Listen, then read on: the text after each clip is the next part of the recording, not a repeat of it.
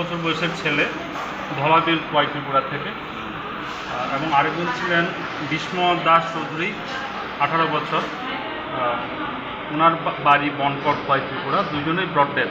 শোনা গেছে যে ওনারা ওয়াই নদীতে জলে ডুবে এই অবস্থাটা হয়। আর আসার সময় কোনো লাইফের কোনো সাইন আমরা পাইনি। আমরা আমাদের তরফ থেকে যা যা প্রয়োজনীয় করা দরকার ওটা করেছি।